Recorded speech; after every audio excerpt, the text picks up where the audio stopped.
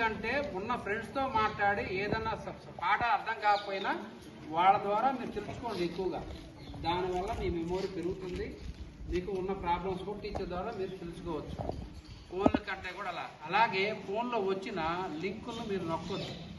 నొక్కటం వల్ల మీ తల్లిదండ్రులకున్న అకౌంట్లో డబ్బులు పోతాయి. కనుక ఎవరు కూడా మీ తల్లిదండ్రుల ఫోన్ని లింకులు ఓపెన్ చేయకూడదు. తెలిసో తెలియక నొక్కితే ఆ డబ్బులు పోతాయి. మీ తల్లిదండ్రులని సంపాదించుకున్న అకౌంట్లో డబ్బులు పోతాయి. అర్థమైందా మేము చెప్పేది మీకు?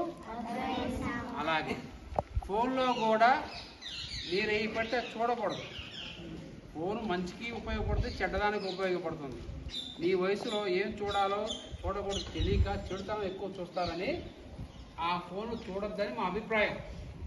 మిమ్మల్ని ఎవరు తొందర చెక్ చేయరు, కాకపోతే మంచిదే చూడాలి. అసలు ఫోన్ మీ వయసులో అవసరం లేదు చూడటం, అందుకని ఫోన్ చూడటం తగ్గించండి. అర్థమైందా? ఓకేనా? ఓకే. మీలో ఎంతమంది మీ తల్లిదండ్రులు గౌరవిస్తారు?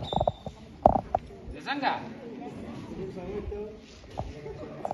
ఆమె సగం అవుతుంది. వాళ్ళ నాన్నతో అమ్మని ఒకళ్ళని గౌరవిస్తారా? ఇద్దరు గౌరవిస్తారా?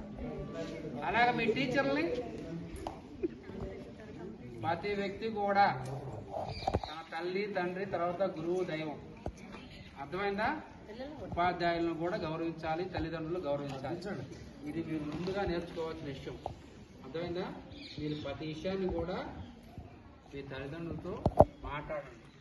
అలాగే వాళ్ళు చెప్పి వినాలి, గౌరవించాలి వాళ్ళతో. అలాగే స్కూల్లో ఏదైనా జరిగితే ఆ విషయాలు మీరు తల్లిదండ్రులకు చెప్పాలి. అర్థమైందా? టీచర్లు మంచి చెప్పింది వినాలి. అలాగే అర్థమైందా? ఓకే. అలాగే మిమ్మల్ని పొరపాటుగా ఆడపిల్లలు ఎవరైనా టచ్ చేసినా ఎక్కడ పడితే అక్కడ ఎవరైనా